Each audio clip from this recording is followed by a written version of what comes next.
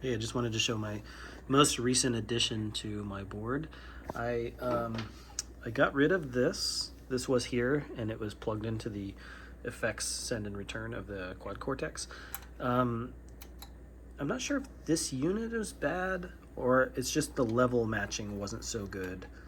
So what would end up happening is if I sent too hot of a signal to this, it would end up clipping and not sounding good, and that means that if that block is enabled, all the sound is going through that. And so I just found that looper to be sometimes not great, but I did want to have some dedicated buttons for looping.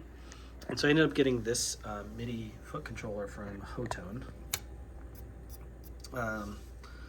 Hotone? Hot One? I have no idea. It's a four channel MIDI thing. It's got multiple banks, so I can bank down, bank up. It just has the numbers on the display, and it's got 100 banks. So if you know the bank you want, and you can control it with MIDI, it's got expression jack inputs, it's got MIDI in and out, and then it also connects via Bluetooth and USB.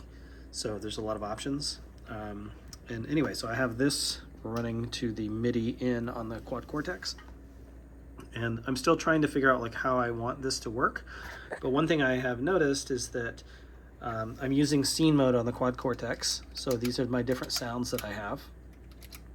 And I basically run out of buttons because I want to do things like, there's one song where I want to have like a different reverb enabled.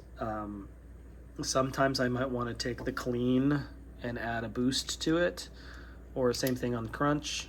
And it's definitely not easy to do without like a dedicated button. Like you have to swipe up using the touch screen, which always takes me a few times to actually do it, to get to this view. And then if you want to switch from scene mode to stomp mode, you got to hit these two at the same time. So these are things that I just would never want to do during a performance. Like it's too finicky, something can go wrong. I could end up on the tuner instead, or changing my tap tempo if I do it wrong. So I think having a dedicated button for that is good. So that's this button. I just have a dedicated button to go into gig view, which is nice. And then the left side is a dedicated button to go into stomp mode. And so now I have access to all of the stomps. I can switch between the two reverbs if I want to. So then I can go back into gig view or scene mode or whatever. And then this button is opening up the loop UI. So I have a quick button to open up the loop UI.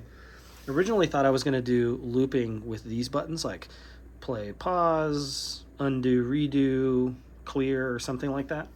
But all those buttons are already up there. And so if I just have a dedicated button to go into the looping, I have all of that here, and just tap that when I'm done.